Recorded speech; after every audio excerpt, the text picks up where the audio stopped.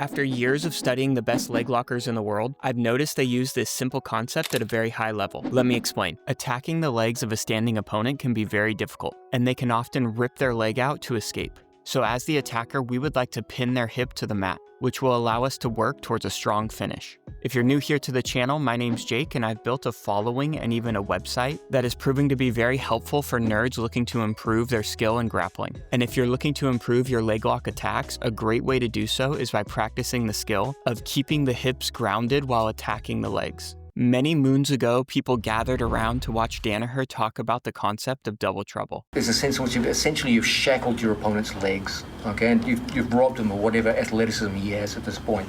Traditionally, double trouble is used from a cross-ashi situation, allowing us to keep our opponent grounded as we work towards an inside heel hook. More recently, people have started to use it from a straight ashigarami situation, to work towards submissions like Z-locks. But the concept remains the same. Interactions with the secondary leg help us keep the hips grounded while attacking the legs. Here we see Juni attacking from X-guard against an opponent who's wearing a knee brace. And once he grabs the secondary leg, he's so confident he's going to finish that he asks his partner if his knee is okay. Your knee's okay?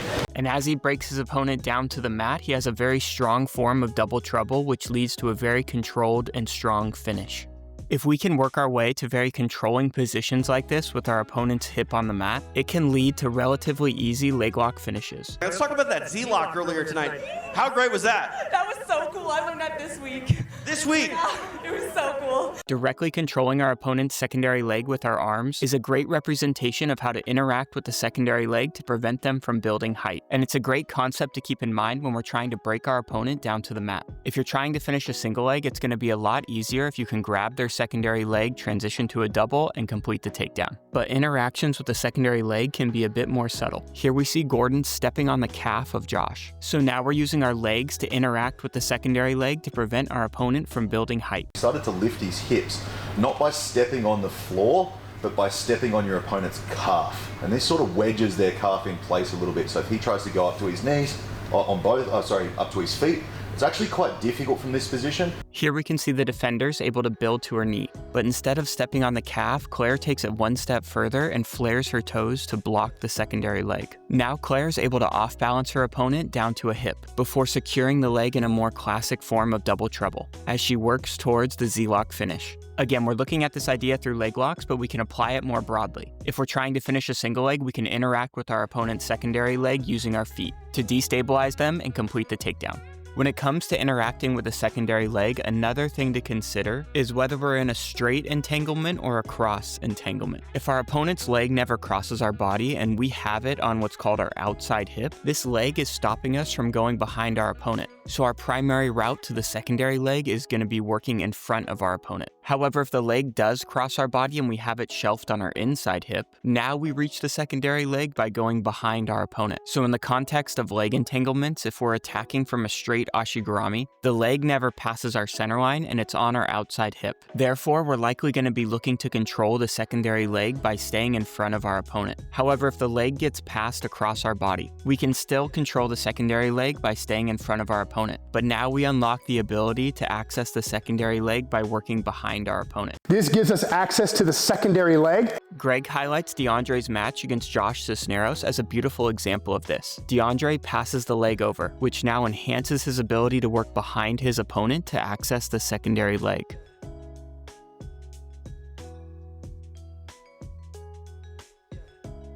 Now things start to get a bit more interesting when our interactions with the secondary leg are failing to destabilize our opponent. And when this happens from a single leg situation, we can switch from attacking the secondary leg to attacking the primary leg by putting weight down, forcing the defender's hands to the mat and exposing their back. Another example might be we initially reach for a double leg before bringing the primary leg up into this treetop position. So even though we're not able to control their secondary leg, we're upgrading the control we have over their primary leg. In terms of leg entanglements, if you're struggling to interact with their secondary leg, we can switch our attention to upgrading the control we have over their primary leg. And something like this tombstone grip is a great representation of that. We can also threaten submissions on the primary leg, with the goal of breaking our opponent down to the mat. But one of my favorite ways to attack the primary leg is through rotation. But more on that later, because now that we've successfully broken our opponent down to the mat, our submissions are going to be a lot more effective. Most of the catastrophic breaks, if not all of them, occur when both the attacker and defender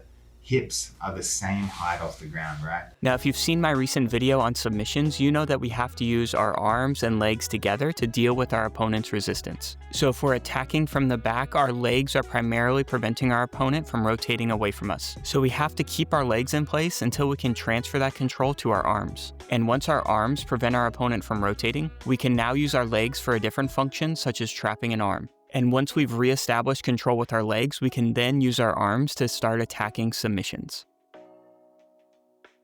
But if we're not able to transfer the control to our legs and our arms are forced to control our opponent, it's going to be difficult for us to attack submissions reliably. And someone dives on my back, but they have to use their hands to stay in that position, then I feel like I'm safe from, obviously, first of all, being hit and from being choked. When looking at something like a Cummings trap, it's a beautiful representation of handing off control to your lower body, freeing up your arms to attack submissions. In the classic form of double trouble, our arms are controlling the secondary leg, and if we try to transition our arms from controlling to attacking, we tend to give up control over that secondary leg. And now there's a race to get to the heel, okay? I often refer to this as the release problem. Learning to overcome the release problem is one of the keys to success to this position. When attacking a Z-lock from inside Ashi with double trouble, one thing that makes this position so great is there is no release problem, and we can maintain control of the secondary leg with our arms while we apply the finish. But from cross Ashi, this can be more difficult, so we can look to use something like a Cummings trap to transfer the control of the secondary leg from our arms to our legs. And now that our legs take over the responsibility of controlling the secondary leg, our arms can be used to chase the submission. Now, the Cummings trap is a great way to do this, but it can be more difficult to apply against tougher resistance. And a lot of times we're going to have to counter our opponent's defensive movements to transfer the control of their secondary leg to our legs. A very simple example of this would be our opponent tries to pummel their foot to the inside to disrupt our leg entanglement. And when they do, we cross our feet, which traps their foot on the inside. And now we successfully control their secondary leg with our legs. However, a lot of times it can be more dynamic. Here we see Owen has great control over the secondary leg with his upper body. However, we know once he lets go of the secondary leg, he's going to run into the release problem. To deal with the release problem, Owen stretches out his reaping leg to begin the transition of controlling the secondary leg with his own legs. And as they roll, Owen pummels his other leg to the inside, hooking on to the defender's secondary leg. This is what's being called skimming the leg, and it's a very effective way of transferring control of the secondary leg from your upper body to your lower body, which will greatly enhance your ability to apply successful leg lock submissions. As we scroll down on the Outlier database, which is a website I made to help nerds like you and I study grappling, we see this next example from Owen, who's working to break his opponent down to a hip. The secondary leg is out of reach, and when that's the case, we know our attention goes to the primary leg. Owen does this by using rotation and spinning his head in between his opponent's legs. Now, if we do this inside spin, it can lead to immediate heel exposure and a strong heel hook finish. So as our head spins to the inside, our opponent's likely gonna backstep.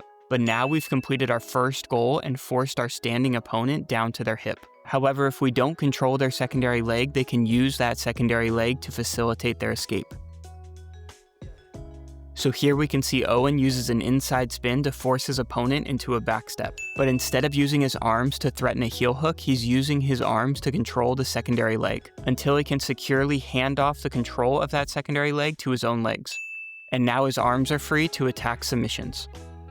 If we zoom out and think about what we're doing here, initially we're trying to control the secondary leg, but for whatever reason this is proving to be difficult, so we switch our attention to attacking the primary leg. And in the context of a single leg, this can look like bringing it up really high. And this threat on the primary leg ultimately gives us better access to the secondary leg, which we can use to destabilize our opponent and complete the takedown. Now, switching back to the context of leg entanglements, we're spinning in between our opponent's legs to attack the primary leg through rotation. Another way we can use rotation to attack the primary leg is often referred to as a face roll, where we spin outside our opponent's legs.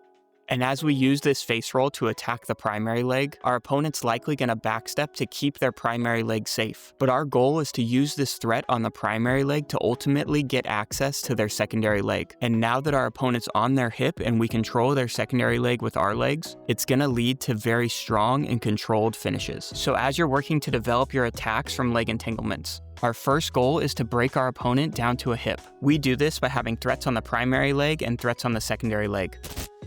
and we play these off of one another to destabilize our opponent. And once we get them down to a hip, we play the same dilemma when attacking submissions. We can look to control our opponent's secondary leg with our arms. And then we need a way to deal with the release problem.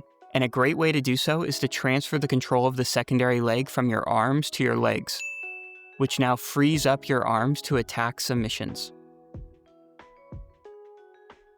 If we can't control the secondary leg, we switch our attention to the primary leg, using something like a tombstone grip. This grip initially controls our opponent, but we're looking for ways to transition that control to our lower body. And now that our lower body takes over the responsibility of control, our upper body's free to apply submissions. So hopefully you found this video helpful as you're working to develop your leg lock skills. And if you're interested in more content from me about improving your submission game as a whole, check out this video here. And if you're interested in the Outlier Database, which is a website I made to help you and I study grappling, the link is right here.